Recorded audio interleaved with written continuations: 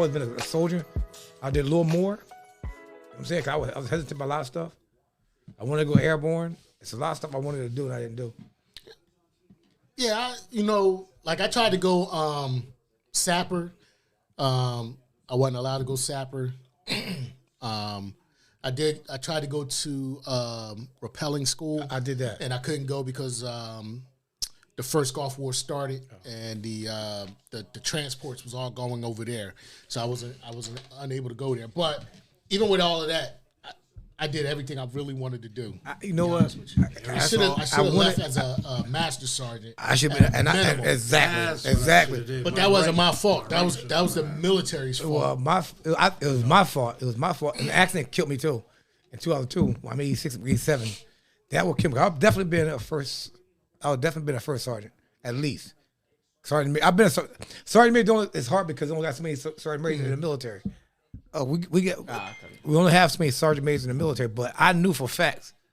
I've been rolling up, man, because I was that soldier, bro. Well, they was grooming me to be the first sergeant. Yeah, in both units. Actually, when I was in the Army and also in the Air Force, definitely it was with the Army. Again, it was their fault for losing some paperwork after I went to school, and then with the Air Force, I would have had to stick around for probably another 2 years, which I was already at 22 years, and I was like, nah, I'm done. Like, well, I ain't gonna lie to you, bro. They're gonna force me out. You want to explain to the crowd what we just hopped into? It is Military Appreciation Month, so we got our fellas here reminiscing, talking about times they did, what they should have did, what they shouldn't have did. Yeah, it's a rough wave. I had a good time in the military. Oh, without question. Great time. I joined the military young, man. I joined the military at 17, where my parents had to sign a form to get you in. that said it was okay with them that I go in. So I was a young buck. Damn. You know what I mean? And I made my rank quick. I went to the schools I needed to go to, did the courses I needed to do, and things like that. So, well, I've been having this question in my head for a long time, right? You know how we got Swagga, right? Yeah, swag. And everybody, majority of it is military, and y'all all were in the military. Like, how did that go, man? Because it's just connected, bro. I have no idea. Well, what you mean? It's easy. Every one of us is military. Yeah, and y'all on Jersey. That's crazy. Think about it. Back then there were no real jobs out there. So the average person either do military or factory work. Military, what was it? Factory work. Nursing home stuff. Casino. Or factory. Corrections. No, correction was last. Correction was paying. Factory. Yeah, correction was paying no money. Big back in the day. Right, correction didn't start paying money glass until companies. correction started paying money until late 90s. In the early 70s, 80s, they weren't paying them. They were paying $14,000 a year. That's nothing. That was crumbs. I think people wanted more of the status. That's what it was. It was a status to retire with a nice retirement. With the military? No, that was with corrections. Oh, corrections? Now, you think it was out of these three, and I only say these three for simple reasons, so it was factory, the streets, or military? Military. Yeah. You know what I mean? Never Because got caught up in the street life? Of course I did. But the thing about it is, right, I always been the type, I'm the youngest of my family. So everybody always been poor. We came from a poor family. Mm-hmm. So and my mom worked at Wheaton's factory, glass factory. My sister was factory. Everybody at my family was factory. And when you see things where people are telling you that it's all you can ever be, I had to break that chain. So it was more or less like the curse was the curse until it hit me. 100%. And I said, I'm going to break it. I always came out when I said, I didn't like school. I didn't like school at all. I had, people look at me for track, scholarships. But I said, school's not for me. So I was going back and forth with it. I was indecisive. Yeah. And then when I came out, I said, you know what? I don't want to do it at college. I want to try something different. But I don't want to do a factory work. At the same time, correction wasn't paying nothing but, matter of fact, I was paying less than $14,000.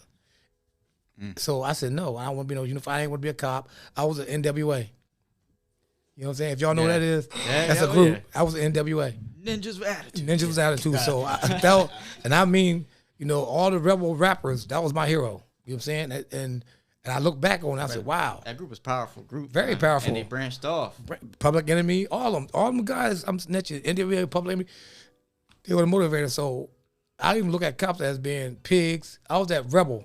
I mean, you know, I went there with the Black Panther crew and all that. You feel me? So when I came out, I said, I'm going to go join this military instead of being around here because I wanted something more, something different. Like he said, you know, Big Shorty said, when at 18, 17 years old, when I went over to Germany, I jumped in and started doing everything. Like I said, I was that soldier. I was a poster boy. I was that guy. Now, question, right?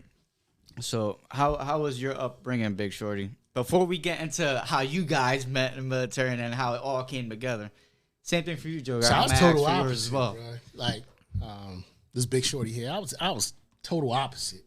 I was a Boy Scout, right? So everybody thought that was corny, but I did something that was different. I was into sports, played Little League football. I played Little League football. So I was always active, you know what I'm saying? And what happened was, you know, like my father, he was military, he was Navy. I got an older cousin that was also in the military, Marines. Then I had another cousin that was in the Air Force. And so those are kind of things that kind of shaped what I wanted to do. And I remember I never really had any negative contact with, like, the police officers. As a matter of fact, I remember being young and me and my family was home and somebody was trying to break in our house. And I remember my mother calling 911 and lo and behold, who shows up? A state trooper, right? Uniform looking good. And not only was it a state trooper, it was a black state trooper. And when I seen him standing in the doorway, I was like, wow, I'm going to be like him. And I never forgot, because I remember him talking to my mother saying, you know, he was asking questions about what was going on. And then he said to her, not a problem, I'm going to check the area for a little bit. I'm going to ride around the area for a little bit. And I remember the feeling I had, like I literally felt safe, right? My dad was a long haul truck driver, so he was hardly ever home. He wasn't home that night. And I just remember seeing that black trooper standing in the doorway, and I remember feeling, damn, I feel safe because I know he's going to be out there. So as I got older, I had three things I wanted to do in life. One was be a police officer. Two was join the military. And three was be a professional football player. So, you know, I didn't go to college at the time. I didn't, you know, pursue that football career. But right out of high school, well, 1 month after graduating high school in 1987, I went off to the Army, you know. Yeah, let me comment a little bit about what Shorty said. He was blessed, right? My father wasn't there. So I came from the streets, right? I mean, when I say streets, I came from the streets. So we parallel against each other, right? He's like opposite in what we're going to. That's why I like his story. My father was never there. Yeah, y'all like yin and yang. Yeah, so my father wasn't there. So I was complete opposite. If we met when we was younger, we probably would have been friends, right? Because I'm in the streets. I was thinking negative. Remember, we got 10 years different. 9 years different, right? 9 years difference. That 9 year difference is a different span. People don't believe it. It's a different attitude. It's a different environment.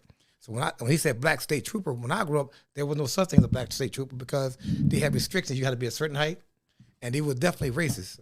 They didn't let you come in. I know the height thing's always been the height. Right now, everybody. So that thing I understand. So I always had a negative attitude about anything in the uniform. NWA, Public Enemy. That was me. That was my heart, and I meant that to the core. Lo and behold, I'm working in Atlantic City. My boy stopped by a school and said that he want to take this test for whatever. I said, man, I don't be no damn cop. What's wrong? You lost your damn mind? But anyway, I went inside. I always been a good test taker.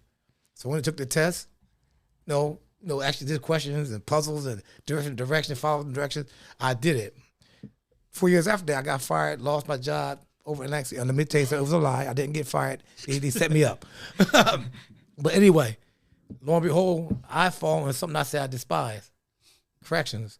And 5 years after that, State Trooper called me. I didn't go. It would have been a good step in basketball. I don't know, but I'm at where I'm supposed to be at. You're blessed where you at right now. Right, so our Big Shorty said, I understand we parallel each other on the opposite end. Okay. How about you, Joker? How was your upbringing for you to get into the? My upbringing was a lot different than others here. Mine was smooth. I had a smooth ride, I guess. My dad worked in New York City, moved us down here to Jersey.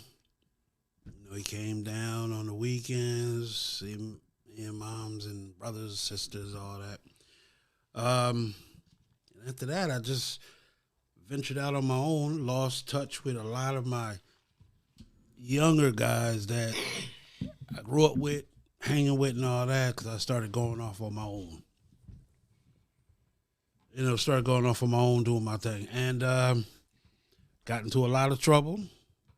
As Black Ninja said, I was not as, what's the word I'm looking for? Not as deep as Black Ninja was. But He said, I wasn't fully on NWA. I was halfway there. Yeah, I was halfway there. I was a public enemy, though.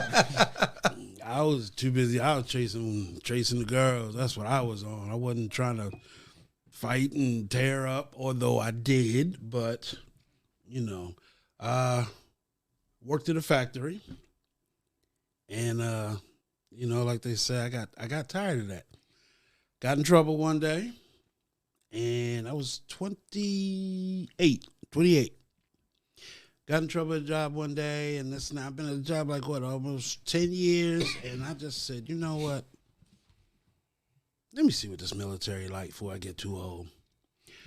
Now, I went on a Monday to talk to a recruiter. Wednesday, I took the test. Friday, it was ready to shift me out. Damn! Wow. Well, if you guys don't mind me asking, what I said was, I told him was, could you give me a month to prepare, get my body in shape? This was all kind of fast. And, when I told my mom about it, she thought I was joking because I always told her, I said, Mom, I'm going to the mill. I'm going to do it. I came home and showed her that pink paper. So let me ask you a question. With it. I wasn't no influence on you going into the military? Later on, you were. Okay, I was just wondering because only reason why I asked because I know I went way before he did. Yeah. So that's why Big Shorty went way before, and this is what I said. We had lost touch with a lot of things that were going on, and I was like, "Damn, my boys, they all in the military and doing this, doing that. And I'm not doing nothing, shit with my life." Excuse me, he meant to say nothing. I wasn't doing shit, nothing. So I said, you know what?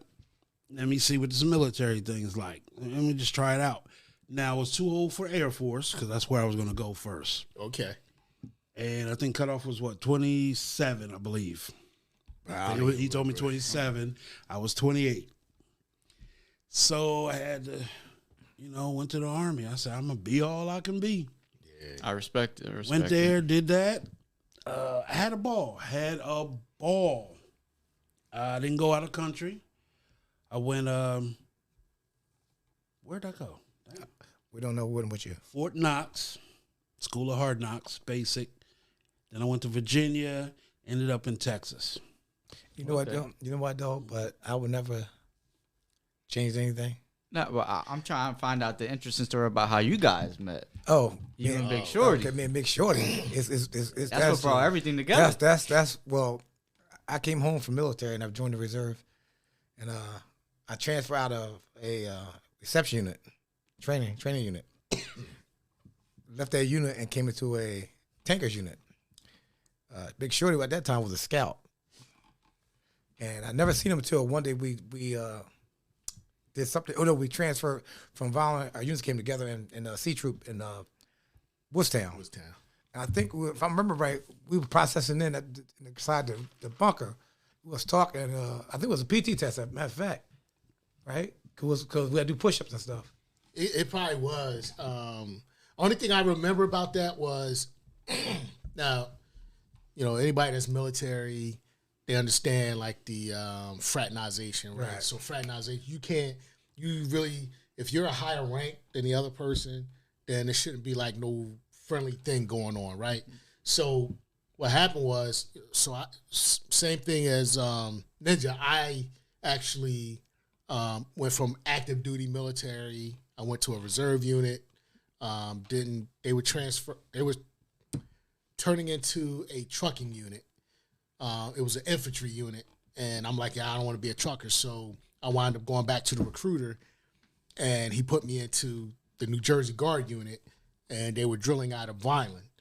So I was going there a couple drills, and then they were like, hey, listen, scouts, tankers, you guys are going to be going to Woodstown, drilling out of that location. So I go there, and like I said, I'm not really sure what was going on before that, but what I do remember is I remember seeing Black Ninja. I'm waiting for this. And another. Now Black Ninja was a sergeant. I wasn't a sergeant yet. So he outranked you, right? Yeah. He had me by 1 rank, right? So it was lunchtime. This is what I remember, and I remember Black Ninja coming over to me. He's like, "Yo, man, want to go with us to lunch?"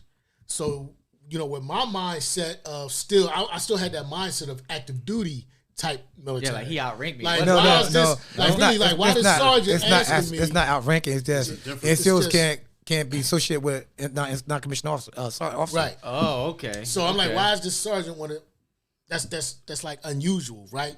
So I'm like, nah, I'm good. You know what I mean, like that, right? So I didn't go. So then, like the next month when we had drill again, right? Boom. He's like, hey, yo, man, you want to go to lunch with us? And I was like, man, this guy keep asking me to go to lunch. Here you said, right? I'm Persistent. Like, this guy. guy. I'm getting on his damn nerves. I'm like, this guy. I'm like, this guy's sergeant, man. Like, because again, with that active duty mentality, I'm gonna be around a high ranking person. Wait, make sure. Now watch this. I'm gonna do what you do, but tell them why. Also, I was looking intimidated. My uniform, was I strike or what? Oh nah, you were straight. Like your uniform was straight. You know what I mean? As a matter of fact, not to toot my horn, like my uniform was geared straight too. So I already knew in my mind. I'm thinking he had to be active duty as well, right? Because there's a difference, right? Sir. Anybody out there know? For the most part, you could tell the difference between somebody that was doing active duty and somebody that was just doing straight guard duty. Right? It's just different mindset. So this one time, I was like, all right, I'll go. Right? I go to lunch, see how it is, right? Go to lunch, boom, boom, boom. Yo, we Connected, chilling. Like, you know what I mean? Like old friends. Like, It's like I knew each other. Yeah, you know what I mean? Yeah. So that, it went over well. So then, like now, when drills came, it was like, yo, I hope that dude did, you know what I mean? Yeah, definitely. But the problem is because we was in separate units, jobs. Yeah. A lot of times we only could talk to each other in passing because my unit has something they going on, their unit has something going on. Yeah. So like when we had breaks, we might run at each other. Yo, man, what's up? What's good? But see, what happened was I made sergeant shortly afterwards. Yeah. Right. So now we're on the same level. Right. Yeah. You know what I mean? I can't say anything about it. Yeah. So now it feels even better for me because I'm on the same rank level as he is now. You know what I'm saying? So that's how we started, man. And let's make sure he was talking about when you go from active to either guard or reserve, it's like night and day. It's a whole different mindset. You walking around active, saluting, colonel, it's day this to day. and that. You go, I'm not disrespecting them, nothing like I was there myself. But you go around, hey Bob. Yeah, yo, John. Because they don't have the mindset of regular military. Because they're weekend warriors. Right. You know what I'm saying? Yeah. See, in the active duty, you 24/7. living it 24/7. You call somebody Tom or George. Yeah, when you go to the guards or the reserve unit, you're only doing it 1 weekend out of the month. Right. You know what I'm saying? So you go back to your civilian life and then you come back and you see this So person. what is it that they constantly fail to say sir or something? Well, it's not. It's just. I know It's etiquette. disrespectful It's to just, them. it's Call just my military first courtesy. name, It's just right? military courtesy because here it is, like you said, you're doing something 24/7. Where I can see like Colonel, I'll say, "Hey, what's up, Bob? Hi, Steve. I work with him, whatever." But regular military, I can see him in civilian clothes. I'm gonna say, "How you doing, sir? Hey, Sergeant, so and so." I'm not gonna call you by your first name. I'm just scared to death. What? I know who you are. So when you're active duty, right? If you're let's just say you're a private, right? And a sergeant is talking to you. Like let's say I'm gonna say staff sergeant is talking. What's that to rank? you. E1, E2. Yeah, Right. So E1 to E3, you're a private, right? You really don't outrank nobody, really, to be honest with you, right?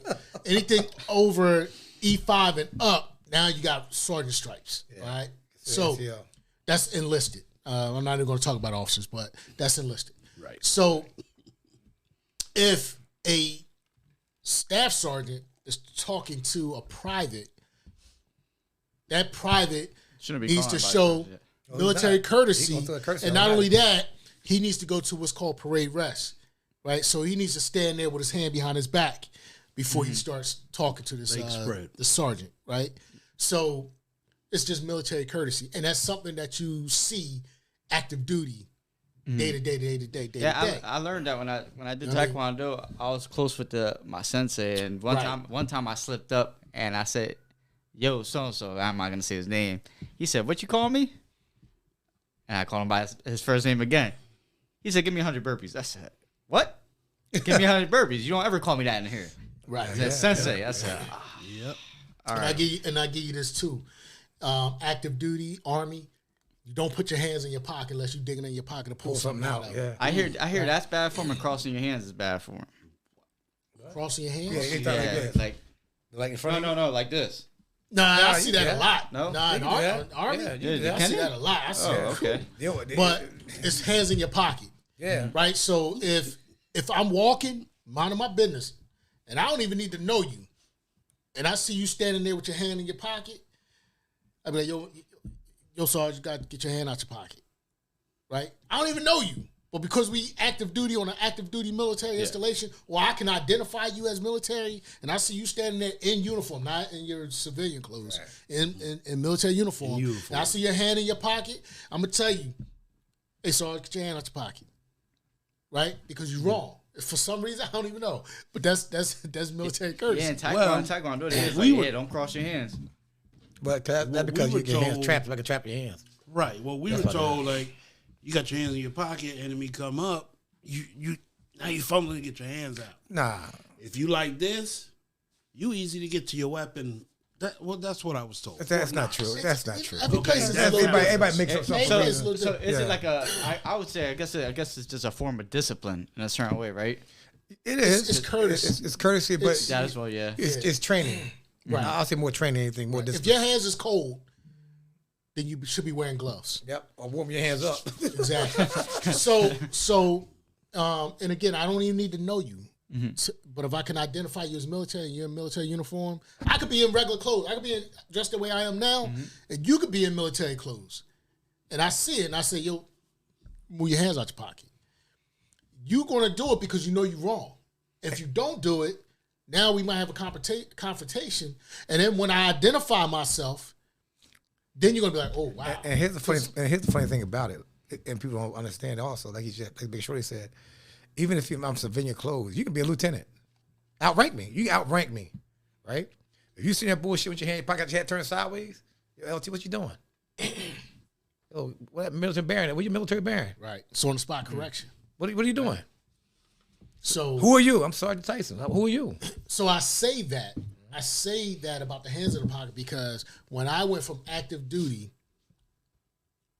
to reserve and It's guard, like you see it all day. I seen it all the time. And I'm like, yo, none of these other sergeants is addressing this. Right? Because remember, when I first got to you, I wasn't a sergeant. But I came from active duty status. And I'm like, ain't no sergeant addressing this. And then I'm seeing junior people talking to sergeants like, hey, with their hand in their pocket, just like chilling. And I'm like, wow, this is driving me crazy. Because, I did 4 years active duty. So for 4 years, I lived that. Yeah. So now it's like a culture shock. Like, yo, this this private is talking to this master sergeant, and he ain't at parade rest. And I'm like, yo, this is a different army, man. This is a different army, bro. I gotta get used to. So, question is, parade rest and lockup 2 different things. 2 different things, definitely. Yeah, Definitely. yeah. You know, you see a Statue of Liberty? Yeah. We'll put her arm down. That's locking up.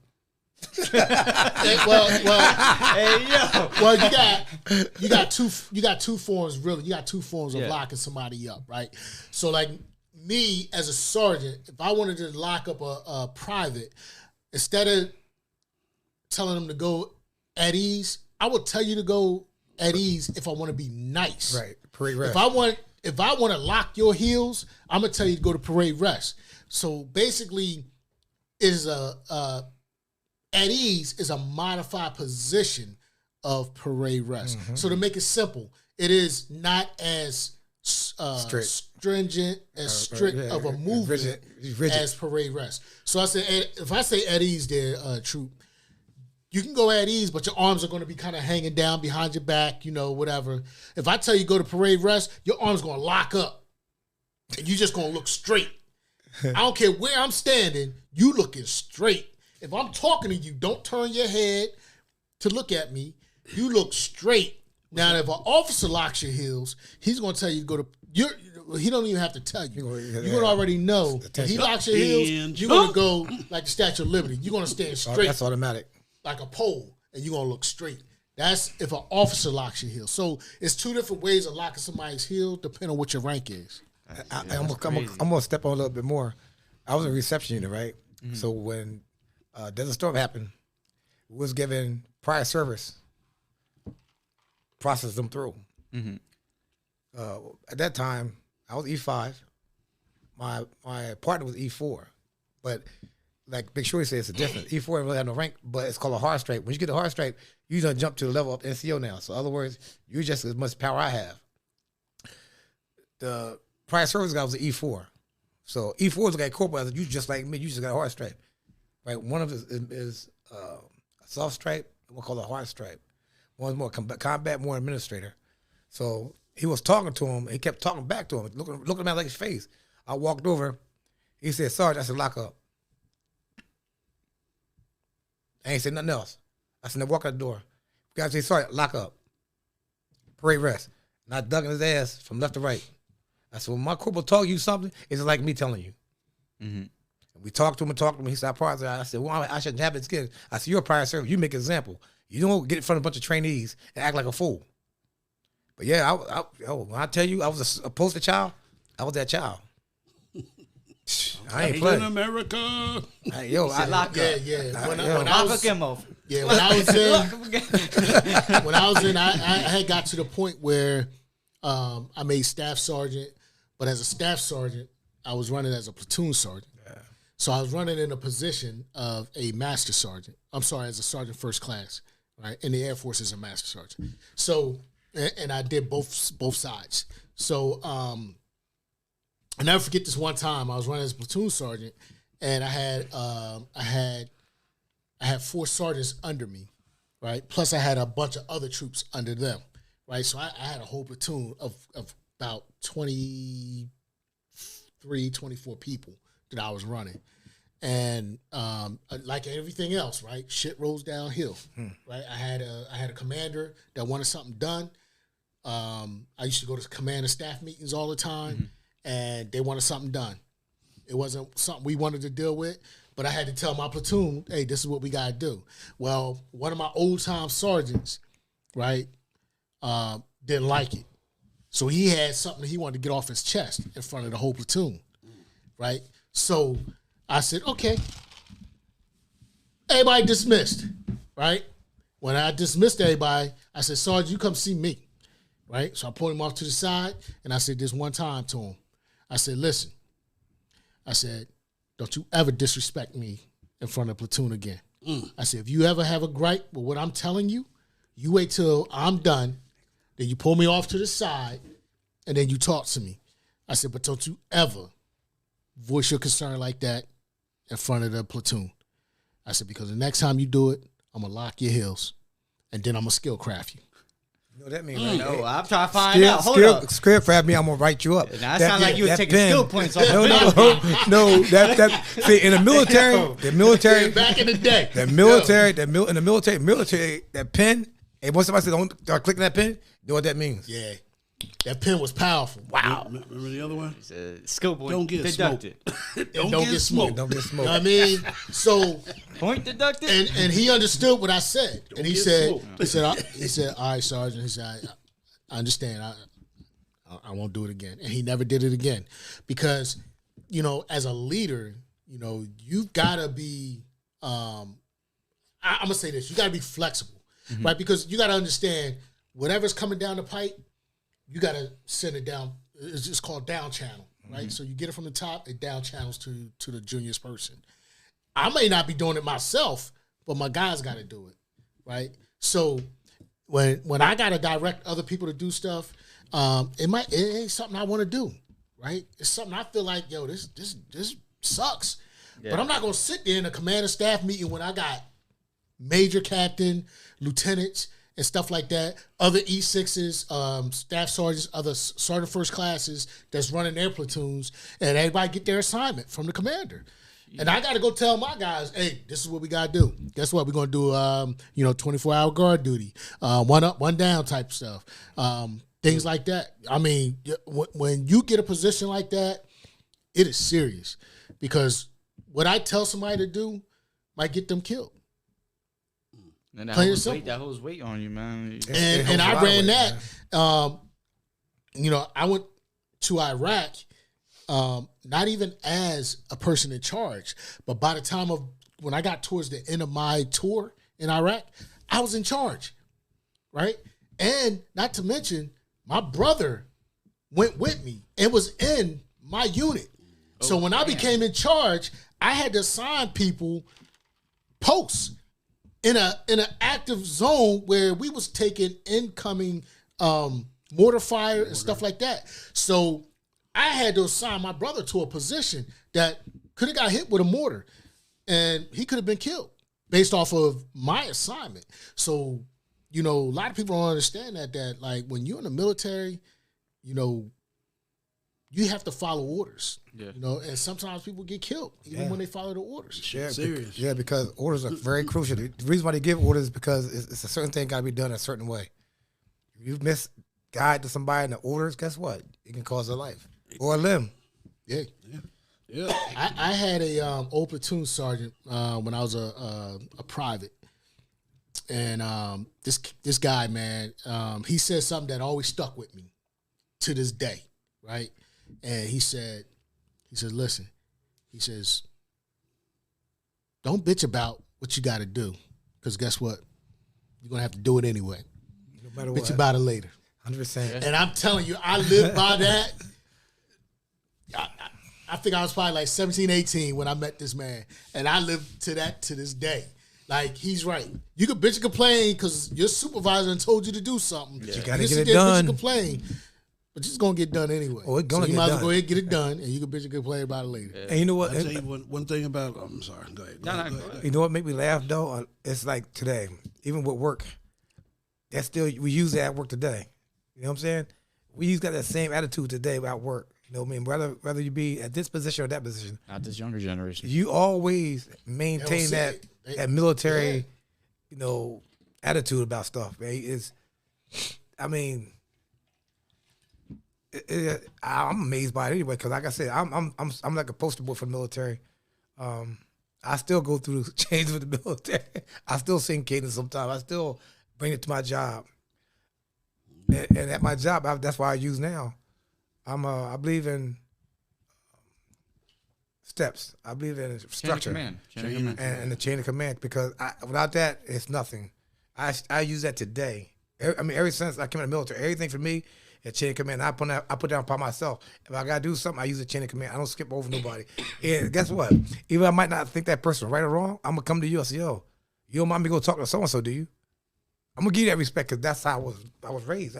That's how I did it in the military. You gotta get that chain of command. I'm gonna give you a chance to fix it, but I gotta go over here. I will go over your head, and I'm gonna let you know I'm gonna go over your head. How about you, Joker? One thing about giving orders and taking orders. I was thinking about one story that, going out to the field, it was an NCO from another unit, but we all went out together. So it was like 4 of us. The NCO, he was driving a 5-ton, which is a truck. You know, a lot of people don't know when I say 5-ton. But 5 tons. Yeah, 5 tons. No, it's a truck. That's what I was thinking. It's a heavy duty. You got a deuce and a half, and you got a 5-ton. But we're going up a mountain, and for some reason, Sergeant said, "Jump, jump, jump, jump." I ain't no aerosol and all that. I don't do that no more. He says, "Jump." We jumped. The 3 of us jumped. He stayed in. Next thing you know, he was in the hospital. He had 4 broken ribs, a fractured femur, and he was just casted up. Truck rolled up down the hill. Damn. That happens a lot in the military. And that's not That's happened a lot. Somebody, you always think somebody playing. No, jump. Yeah, whatever, man. I ain't jumping. No, that's dope. No, though. He cared for when y'all you're safety. in there, you take because orders serious. Because that's it. your leadership ability a lot of people take it serious. You can joke all day long, but something about that, your voice and the cadence in your voice, man. When somebody says something, I'm a prime example. I can play a lot, but people know I'm serious. Yeah. Right. So when your mind trained, you be like, "Oh, they serious," because let me go. Yeah, that what happened. He's left. He's an E6, and the way he said it, it was just different. Yeah. We jumped out the back. Next thing you know, truck rolled. That's crazy. And I always know when Ninja's serious because for a motherfucker that always has his glasses on, he take them bitches off when he's serious. Damn. But you put them on the seat. It's like it's a common ritual for him to take them shits off, lean back on the chair, and be like, all right. And then he started to go to work. Yeah, because you know why? Because the eye says a lot. Oh, it do. The eye says a lot, right? So yeah. I don't want to, when I'm talking about something, I don't want to be no misconception, no misunderstanding, no miscommunications. When I express myself, I want you to understand clearly. I don't want no verbiage be misinterpreted. Mm-hmm. Yeah. When I do, that's what I do. There you go, dude. Right after that, how was your day? Yeah. But you know what, fellas? We sit and we talk about this military thing. Yeah. If you never been there, it's like something you can't understand it. You can see it. You can watch it on TV, watch it in the movies. It's nothing like being there. Putting them boots to the ground, doing what you got to do. And then you sit back sometimes, you just start reminiscing. Wow. Because I was sitting there thinking about some adventures and I was thinking about Germany. I was lost just now. I was thinking about Germany and Frankfurt. Okay. I was thinking about the red light district now. That's why I say, man, like, if I had to do it all over again, I would do it all over again. I don't no regrets. I don't have no regret on my military career. And there's guys out there that have been in the shit a lot deeper than I have. Yes. And seen stuff. Like, everybody has their own experience being in the military. Mm-hmm. And unfortunately, some of us never made it out of the military. Yeah. But it is definitely a life-changing experience. That you get to see. Like, I actually seen a guy that had never seen snow before, which blew my mind. I had a couple of them. I had a couple of them too. I'm thinking this guy must be joking. But the guy I'm thinking about right now, he was from Hawaii. And he never saw snow. And I'm like, who never seen snow before? My dude was from Florida. Yeah, so you run into so many different, especially if you're active duty. And not only that, when you're 17, 18-year-old, you're not used to traveling. No. So Hawaii, Florida, any mid-state that's hot that don't get that snow, you're going to see it. I went to Texas. Now, I'm East Coast. Mm-hmm. I went over to Texas, went from a run of 1445 in Virginia, 2 miles. Got to Texas, nose started bleeding. My run went up to a 24. Damn. Wow.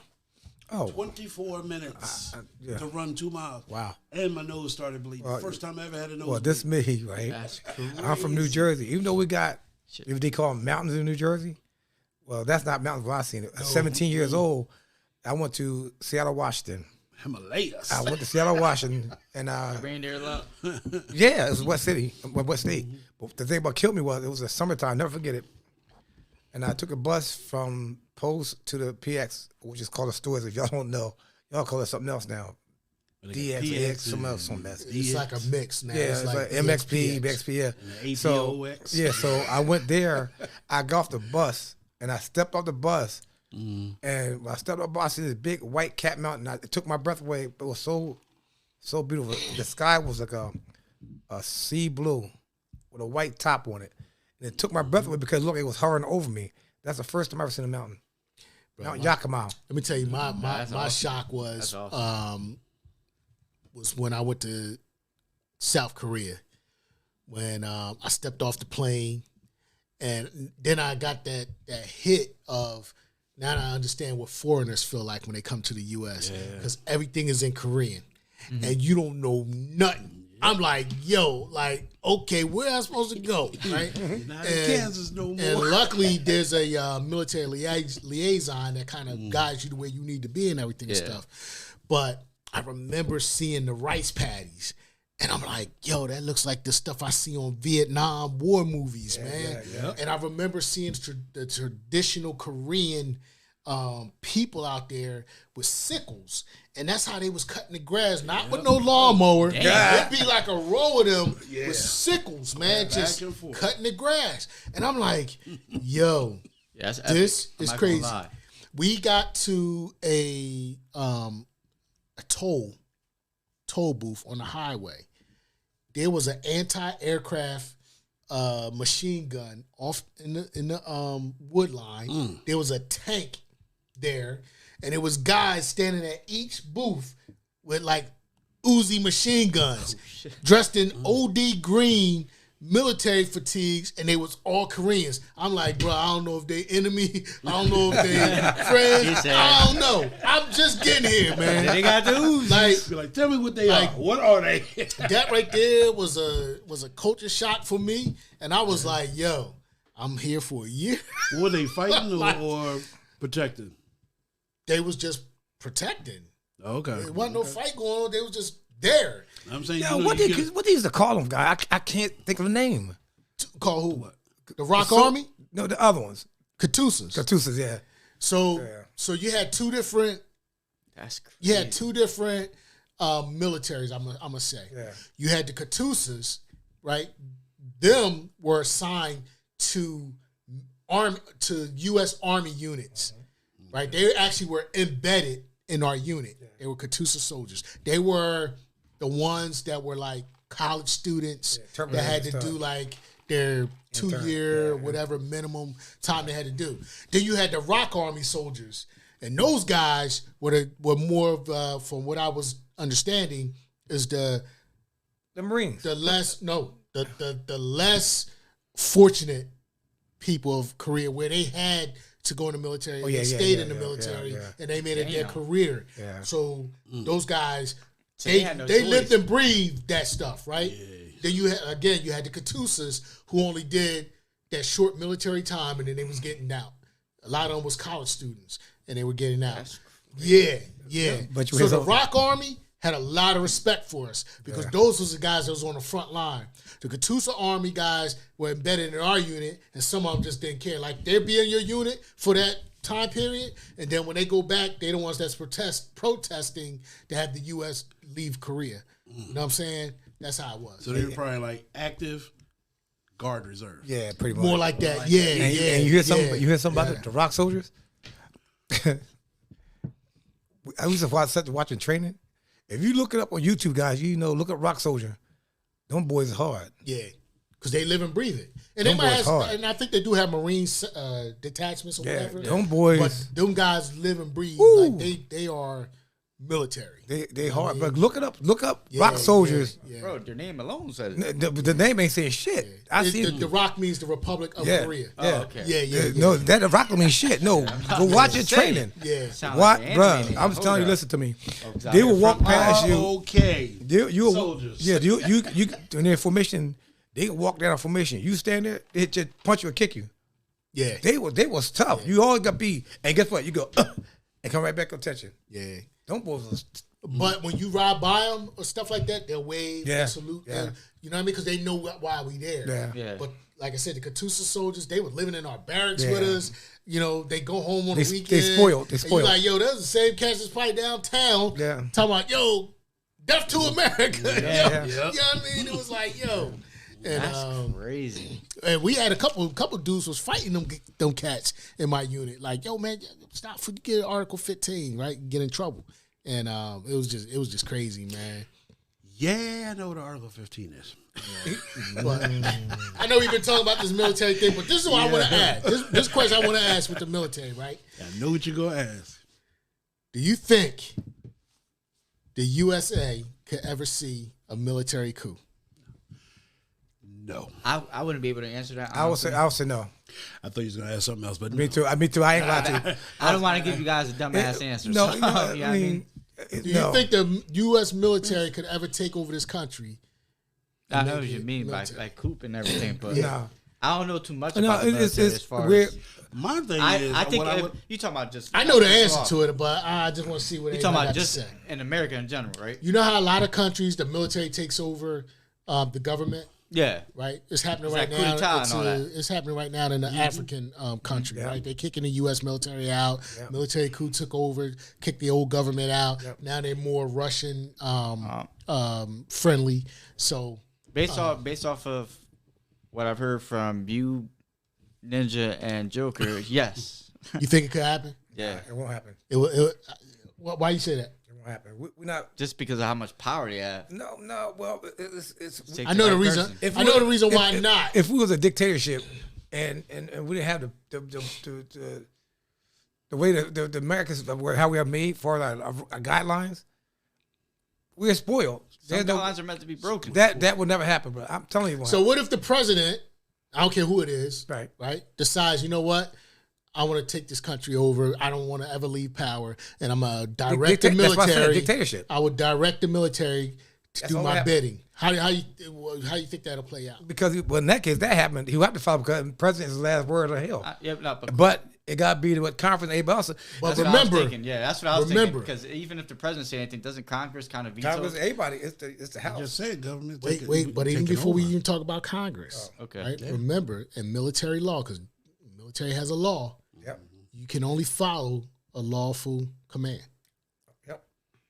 and So even if it's an unlawful command, if a commander tells Okay, you, so what's the so what you're saying? If everybody in the military believed that this man had the right actions and he think he's the right person for the job to take over, it's a lawful command? Is that- no. who's the What I'm chief? saying is, let's say you have a president, Yeah. and again, it doesn't matter who it is, Right. but they decide they don't want to leave presidency and they wanted to take over the country. They get rid of Congress and everything. We taking over. I'm directing my military to secure the Capitol building and everything. Do you think that will happen? And I'm saying it can't happen because, for one, there's military law. Soldiers can only follow a lawful command. Everybody in the military knows that's not a lawful command. It goes against our Constitution. Okay. Right, Yeah, I get right. you. And here's a. But Go ahead. my question is, do you think that a president can get it done? I would say never, because like I said, you know, just like I know, a lawful command More than me. I'll tell Well, you that. see, that's why it was when our forefathers made the law. That's why they had safeguards. Safeguards on it. You cannot. One man cannot, and that's why they put it in order. One man cannot control the world or the United States. Can I say this real quick Sure. before you? So like, nobody never thought the White House was gonna get raided the way it did. That had nothing to do with dictatorship. That's different. That had nothing to do with That's what I'm dictatorship. saying. You never know what could happen. Right, I it wouldn't guess. happen. I mean, I don't know. I'm not. It gonna won't sit happen. here- And again, it wasn't the military. Not at all. It might have been some military Right. people embedded Right. in that, Yeah. but it wasn't military units. You're too disciplined. See what I'm saying? That's why they do what they do. But all right, so let me break it down for you. Break this shit down, wait a minute, shorty. Wait a minute. You got one? you want to add to this? No. Yeah, okay. He Good. said, "You sure? all right? You all right? Sure. Oh, you okay? Good. You good? Ain't nobody give me the arm. I'm a lick. Damn. No, shit. You I ain't- breathing. Look. Yeah, right. You're coughing. If you're coughing, I ain't give you nothing. Damn, I got choked off there. All right. Let me lay it More down again. for y'all real quick, right? Because you know I did a little research. Of course. Of course. Not that I had to, but I wanted to look into it. 100%. It's something, and when I say it, y'all in the military are going to know what I'm talking about. The reason why it won't happen in the U.S. is, for one, people don't stay in command of a unit long enough to have that kind of loyalty. That is the biggest reason. So, give you an example. If I am in charge, let's just say I'm a colonel and I'm in charge. No, I'm going to go even higher. Let's say I'm a general and I'm in charge of a unit. I'm not going to be in charge of that unit too long. Nope. I'm only going to be in charge of that unit for maybe a year, 2 years, even 3, right? And then I move on to another unit. So that loyalty is not like I've been there for 10 years, 20 years. Like every soldier that comes in only knows me, right? So they constantly, not just generals, colonels, majors, captains, they all keep moving. And that's one of the reasons why that happens, so that you don't get embedded into a unit and you become that face of that unit. You will move on. AKA familiarization. Right? Right. You'll move on to another unit. So now when something happens, and let's say I say as a colonel, I want this unit to storm the Capitol, those guys going to look at me like, what? Crazy. That colonel crazy. Yeah, Colonel's doing something. We can't do that. And the captains under him and the lieutenants will be like, that's an unlawful order. I'm not going to command my troops to do that. Okay? So that's why it's embedded into our military to prevent that, right? Because where did we come from? We came from the British, right? Speak on it. We broke away from them. Yeah. We broke away from the king that has ultimate over everything. Dictatorship, yep. So that's why the U.S. is built the way it is. I'm not going to say it can never happen, but there are stopgaps in there to prevent it from happening. You have to. In order for that to happen, the safeguards is so tremendously strong. Let me tell you, we got like be me, Big Shorty, Joker.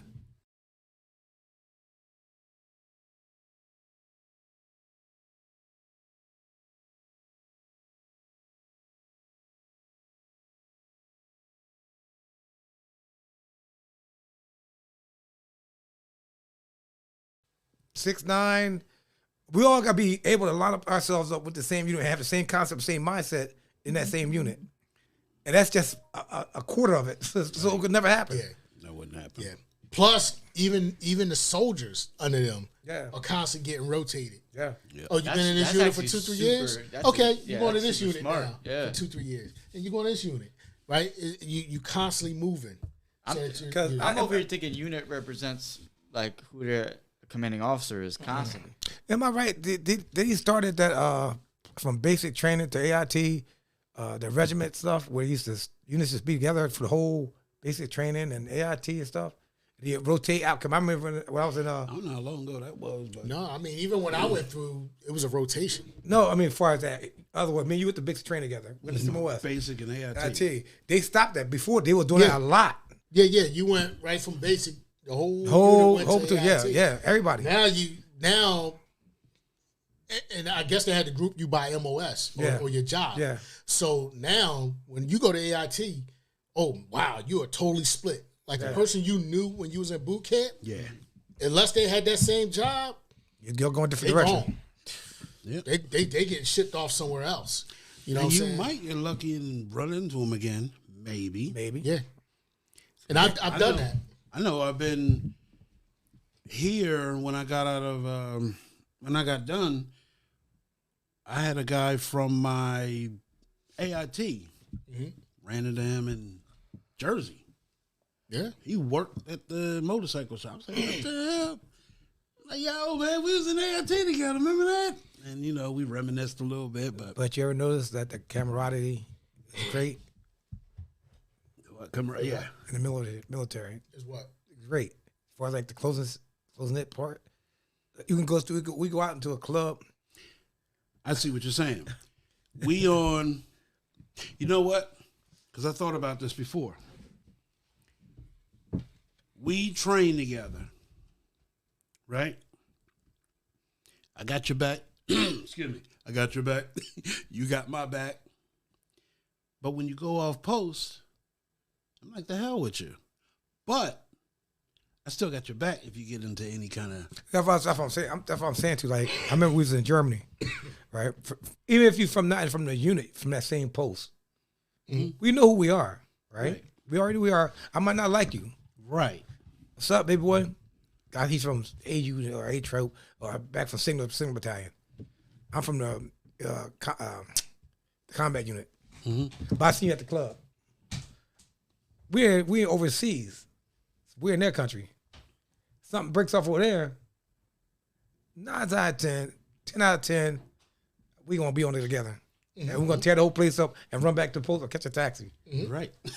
You're right. That's what I'm saying. But it was so crazy where like I remember myself in Germany. I'm still young, so my mind is young. I'm dangerous, really, to myself. And I mean, we used to go downtown to the club and we used to tear it up and leave out because somebody, or somebody, because believe it or not, Germany is racist. And you just go in that spot, man. I don't know. I do. they something, bro. I know I have many run-ins with them. Well, even with the Polish eye. Well, we could talk military all day. Our final words to you guys are: